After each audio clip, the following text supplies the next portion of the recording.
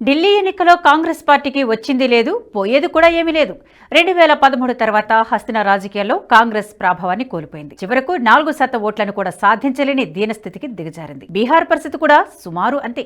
1990లో 94 రోజుల జగన్నాథ్ మిశ్రా ప్రభుత్వం కూలిపోయిన తర్వాత బీహార్లో కాంగ్రెస్ పార్టీ భూస్థాపితమైపోయింది. గత ఎన్నికల్లో 70 స్థానాల్లో బరిలో దిగిన హస్తం పార్టీకి 19 సీట్లు దక్కాయి. గెలిచిన వారిలో చాలా మంది అధికార జేడీయూ లేదా బీజేపీలోకి జంప్ అయ్యారు. వచ్చే ఎన్నికలో పట్టుమని 10 సీట్లు కూడా వస్తాయో రావో తెలియని స్థితి. ఇటీవల జరిగిన హర్యానా, జమ్మూ కాశ్మీర్, మహారాష్ట్ర ఎన్నికలు పరాభవమే ఎదురైంది. ఇలాంటి విపత్కర సమయంలో కాంగ్రెస్ ఎందుకు అంబేద్కర్ 2025 ఎజెండాను అమలు చేయాలనుకుంటోంది? కాంగ్రెస్ పార్టీ అంబేద్కర్ ఎజెండా వల్ల బీజేపీకి వచ్చిన నష్టమేంటి? ఈ ప్రశ్నలే ఇప్పుడు భారతదేశ రాజకీయాల్లో చర్చకు కారణమవుతున్నాయి. బీజేపీ రాజకీయ ప్రస్థానం ప్రారంభించిన తొలి రోజుల నుంచి దశాబ్ద క్రితం వరకు కాషాయ పార్టీ దళిత వ్యతిరేకి అనే ముద్రను వేయడంలో ప్రతిపక్ష పార్టీలు విజయవంతమయ్యాయి. దీంతో దేశంలోని దళిత సామాజిక వర్గాలు కాంగ్రెస్ వైపు లేదంటే ఆయా రాష్ట్రాల్లోని ప్రాంతీయ పార్టీల వైపు మొగ్గు చూపారు. చాలా ఎన్నికల్లో ఇది నిరూపితమైంది. దీన్ని గమనించిన బీజేపీ సరికొత్త వ్యూహం, ఎత్తుగడలతో దళిత సామాజిక వర్గాలకు చేరువయ్యే ప్రయత్నాలు ప్రారంభించింది. అనుకున్నట్లుగానే అందుకు అనుగుణంగా ఫలితాలు సాధించింది. గడిచిన దశాబ్ద కాలంలో జరిగిన లోక్సభ, రాష్ట్రాల అసెంబ్లీ ఎన్నికల్లో దళితులు బీజేపీకి దగ్గరయ్యారు. ఎన్నికల ఫలితాల్లో ఇది ప్రతిఫలించింది.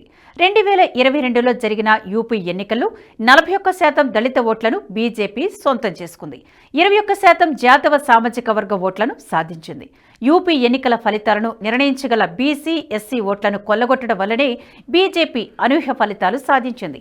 అయితే లోక్సభ ఎన్నికల్లో యూపీలో దళిత ఓట్లకు గండిపడింది కూడా నిజమే. అసెంబ్లీ ఎన్నికలతో పోలిస్తే లోక్సభ ఎన్నికల్లో దళిత ఓటర్లు ఎస్సీ వైపు మొగ్గు చూపినట్లు గణాంకాలు చూస్తే తెలుస్తోంది. దేశంలో దళిత, బహుజన రాజకీయాలు బలహీనపడడం, ప్రాంతీయ పార్టీల నిరాదరణ, కాంగ్రెస్ నిర్లక్ష్యం కారణంగా దేశంలోని దళితులు క్రమంగా బీజేపీకి చేరువవుతున్నారని ఎన్నికల గణాంకాలను చూస్తే అర్థమవుతుంది. మరీ ముఖ్యంగా యూపీ, బీహార్ వంటి రాష్ట్రాల్లో ఈ పరిస్థితి స్పష్టంగా వ్యక్తమవుతుంది. దేశవ్యాప్తంగా చూస్తే ఇటీవల కాలంలో జరిగిన లోక్సభ ఎన్నికల్లో కాంగ్రెస్ పార్టీ కూడా దళిత ఓట్లను ఓ మోస్తరు పెంచుకునే ప్రయత్నం చేసింది. కొన్నాళ్ల క్రితం జరిగిన హర్యానా అసెంబ్లీ ఎన్నికల్లో 17 ఎస్సీ రిజర్వ్డ్ నియోజకవర్గాల్లో మెజారిటీ సెగ్మెంట్లను బీజేపీ కైవసం చేసుకుంది. అంతేకాదు, లోక్సభ ఎన్నికల్లో పోలైన ఎస్సీ ఓట్లలో 40% ఓట్లు బీజేపీ సొంతం చేసుకుంది. హర్యానాలో సుమారు 20% దళిత ఓట్లున్నాయి.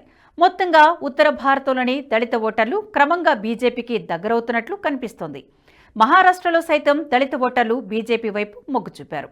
మొత్తం 54 ఎస్సీ, ఎస్టీ రిజర్వ్డ్ స్థానాలు ఉండగా మహాయుతి కూటమి 41 రిజర్వ్డ్ సీట్లను సొంతం చేసుకుంటే మహావికాస్ అఘాడీ కూటమి కేవలం 11 స్థానాలకే పరిమితమైంది. కాంగ్రెస్ పార్టీ 2019లో 12 రిజర్వ్డ్ స్థానాల్లో విజయాన్ని సాధిస్తే మొన్నటి ఎన్నికల్లో కేవలం 6 స్థానాలకే పరిమితమైంది. దేశంలో అత్యధిక దళిత, గిరిజన ఓట్లున్న రాష్ట్రాల్లో బీజేపీ క్రమంగా పట్టు సాధిస్తోంది. కాంగ్రెస్ బలహీనపడుతోంది. ప్రాంతీయ పార్టీలు కూడా దళిత, బహుజన సామాజిక వర్గాలపై తమ పట్టును కోల్పోతున్నాయి. దేశవ్యాప్తంగా సుమారు 2,70,00,000 మంది దళిత యువ ఓటర్లు ఉన్నారు. వీరిపై కాంగ్రెస్ కన్నేసింది. దేశంలో మిగతా రాష్ట్రాలతో పోలిస్తే పంజాబ్లో అత్యధికంగా 32% మంది దళిత ఓటర్లున్నారు. ఈ కారణంగానే పంజాబ్పై కాంగ్రెస్కు పట్టు ఉండేది. 2022లో జరిగిన ఎన్నికల్లో కాంగ్రెస్ ఓటమి పాలైంది. ఆమ్ ఆద్మీ పార్టీ విజయాన్ని సాధించింది. కర్ణాటకలో సైతం దళిత ఓట్లు కాంగ్రెస్ వైపు మొగ్గు చూపేవి. అక్కడ కూడా ఈ పరిస్థితి మారింది. మరోవైపు బీజేపీ సంస్థాగతంగా బలపడేందుకు ప్రయత్నాలు చేస్తోంది. మరి ముఖ్యంగా గ్రామీణ ప్రాంతాల్లో పార్టీని విస్తరిస్తోంది. సభ్యత్వ సంఖ్యను సుమారు 7 లక్షలకు పెంచింది. పంజాబ్లో ఆర్ఎస్ఎస్ కార్యకలాపాలు మునుపటి కన్నా విస్తరించాయి. గ్రామీణ ప్రాంతాల్లోని హిందూ దళితులు, సిక్కు దళితులు పనిచేసేందుకు ప్రత్యేక కార్యాచరణ రూపొందించినట్లు తెలుస్తోంది. హిందూ దళితుల జనాభా క్రమంగా తగ్గుతుంది. వీరంతా సిక్కు మతంలోకి మారుతున్నారు. రవిదాసియా, ఆది ధర్మీలు తమది ప్రత్యేకమనే వాదనను వినిపిస్తారు. పంజాబ్ దళితుల్లో 39 ఉపకులాలు ఉన్నట్లు అంచనా. వీరిని ఆకట్టుకునేందుకు బీజేపీ ప్రత్యేక పద్ధతిలో పనిచేస్తోంది. గ్రామీణ ప్రాంతాలపై దృష్టి కేంద్రీకరించి పనిచేస్తోంది. దేశంలోని బలమైన సామాజిక వర్గాలకు కాంగ్రెస్ పార్టీ దూరమవుతుండటంతో వ్యూహాన్ని మార్చాలని కాంగ్రెస్ భావించింది. అందుకే పదే పదే రాజ్యాంగాన్ని ప్రస్తావనకు తెచ్చింది. రాజ్యాంగాన్ని అవమానించింది, బలహీనపరిచింది తమ పార్టీ అని తెలిసినా ఏదో ఒక సందర్భంలో బీజేపీ తమ ఉచ్చుకు దొరకపోతుందా అనే భరోసా కాంగ్రెస్ పార్టీకి ఉండింది. అందుకే రాజ్యాంగ ప్రస్తావన తెచ్చింది. పార్లమెంటులో చర్చ సందర్భంగా కేంద్ర హోంమంత్రి నోరు జారడంతో దీన్నే అవకాశంగా మలుచుకోవాలనుకుంది కాంగ్రెస్ పార్టీ. అందుకే బెళగావి సిడబ్ల్యూసీ సమావేశాల్లో అంబేద్కర్ 2025 ఎజెండాను నిర్ణయించాలనుకుంటోంది. అందుకే ఈ సమావేశాలకు నవ సత్యాగ్రహ్ బైఠక్గా నామకరణం చేసింది. ఢిల్లీ బరిలో తాను గెలవకపోయినా బీజేపీని ఓడించాలనే పంతంతో ఉంది హస్తం పార్టీ. ఢిల్లీ అసెంబ్లీలో 70 స్థానాల్లో 12 రిజర్వ్డ్ స్థానాలున్నాయి. లోక్సభ ఎన్నికలో 7 లోక్సభ స్థానాలను బీజేపీ గంపగుత్తుగా గెలుచుకుంది. గడిచిన 5 ఏళ్లుగా ఢిల్లీ పీఠంపై కన్నేసిన బీజేపీ అనేక విఫల ప్రయత్నాలు చేసింది. ఈసారి ఎట్టి పరిస్థితుల్లోనూ హస్తినను స్వాధీనం చేసుకోవాలనే పట్టుదలతో ఉంది. మరోవైపు ఆర్ఎస్ఎస్ గతం కంటే భిన్నంగా దళిత, బహుజన, గిరిజన సామాజిక వర్గాలకు చేరువయ్యేందుకు ప్రయత్నాలు ముమ్మరం చేసింది. బీజేపీ దళిత మోర్చా మునుపటి కంటే బలపడింది. వచ్చే ఏడాది నవంబర్, డిసెంబర్ మాసాల్లో బీహార్ అసెంబ్లీ ఎన్నికలు జరగనున్నాయి. ఎన్డీఏ కూటమిని ఎట్టి పరిస్థితుల్లో గెలవనివ్వరాదని కాంగ్రెస్ భావిస్తోంది. బీహార్లో మొత్తం 40 రిజర్వ్డ్ స్థానాలు ఉన్నాయి. దేశంలోని ఎస్సీ, ఎస్టీ రిజర్వ్డ్ స్థానాలు బీజేపీని ఓడించడం వల్ల బీజేపీ దళిత వ్యతిరేకి అనే ముద్రను మరింత పకడ్బందీగా ఖాయం చేయాలనుకుంటోంది కాంగ్రెస్ పార్టీ. అందుకే అంబేద్కర్ ఎజెండాను ముందుకు తెచ్చింది. 2025లో అంబేద్కర్ ఎజెండాను ఖరారు చేయడం వెనుక కూడా కాంగ్రెస్ వ్యూహాత్మకంగా వ్యవహరించింది.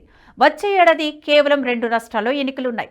2026లో అస్సాం, పశ్చిమ బెంగాల్, కేరళ, తమిళనాడు, పుదుచ్చేరి రాష్ట్రాల్లో అసెంబ్లీ ఎన్నికలు ఉన్నాయి.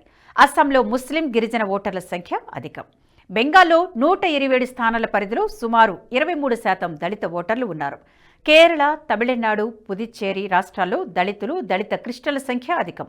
అంటే 2 ఏళ్ల కాలంలో 7 రాష్ట్రాలు జరిగే అసెంబ్లీ ఎన్నికల్లో అంబేద్కర్ ఎజెండాతో ముందుకు వెళితే బీజేపీకి ప్రతికూల ఫలితాలు ఖాయమని కాంగ్రెస్ గంపడాసుతో ఉంది. ఒకవేళ అదే గనుక జరిగితే ఆ తర్వాత ఏడాది జరిగే యూపీతో మరో 5 రాష్ట్రాలు జరిగే ఎన్నికల్లో బీజేపీని కార్నర్ చేయొచ్చని బీజేపీ భరోసాతో ఉంది. అంబేద్కర్ అవమానం పేరిట కాంగ్రెస్ ఎంత అల్లరి చేసినా బీజేపీ కొంచెం కూడా జంకలేదు. అందుకు ప్రత్యేక కారణాలు ఉన్నాయి. 2014, 19, 2024లో జరిగిన లోక్సభ ఎన్నికల్లో బీజేపీ రిజర్వ్డ్ స్థానాల్లోని దళిత ఓటర్లను తమ వైపు తిప్పుకునేందుకు సరికొత్త వ్యూహాలు రచిస్తోంది. ఇటీవల జరిగిన లోక్సభ ఎన్నికల్లో బీజేపీ 84 రిజర్వ్డ్ నియోజకవర్గాల్లో 65 నియోజకవర్గాల్లో గెలిచి తీరాలనే పట్టుదలతో పనిచేసింది. అభ్యర్థుల ఎంపిక, సంస్థాగత సమస్యలు, సమన్వయ లోపం కారణంగా లక్ష్యానికి చేరువ కాలేకపోయింది. 2029 ఎన్నికల రోడ్డు మ్యాప్ ముందే సిద్ధం చేసుకున్న బీజేపీ కాంగ్రెస్ మొదలుపెట్టిన దళిత వ్యతిరేక ముద్రను తుడిచేసుకోవడానికి తగిన కార్యాచరణను సిద్ధం చేసుకోవడం చాలా సులభం. అంబేద్కర్ ఎజెండాతో పాటు వచ్చే ఎన్నికల వరకు ప్రతి ఏటా ఓ ప్రత్యేకమైన బీజేపీ వ్యతిరేక ఎజెండాతో ప్రచారం చేయాలని, ఏడాది మొత్తం ఒకే నినాదంతో ప్రజలకు వెళ్లాలని కాంగ్రెస్ భావిస్తోంది. గడిచిన దశాబ్దన్నర కాలంగా భారత రాజకీయాల్లో సైద్ధాంతిక అంశాలే కీలకం కావడంతో కాంగ్రెస్ కొత్త వ్యూహాన్ని రచించినట్లు తెలుస్తోంది. కాంగ్రెస్ ఎజెండాను బీజేపీ కౌంటర్ చేస్తుందా? అమిత్ షా వ్యాఖ్యలు బీజేపీకి నష్టం చేస్తాయా లేదా అన్నది ముందు తెలుస్తోంది. ఈ వీడియో మీకు నచ్చినట్టయితే లైక్ చేయండి, 10 మందికి షేర్ చేయండి. అలాగే కామెంట్ల రూపంలో మీ అభిప్రాయాలను మాతో పంచుకోండి. Nationalist hub group of channels ను సబ్స్క్రైబ్ చేసుకుని తెలుగునాట జాతీయవాద జర్నలిజాన్ని ప్రోత్సహించండి. ఈ వీడియో కింద ఉన్న బెల్ ఐకాన్ పై క్లిక్ చేయడం మర్చిపోవద్దు.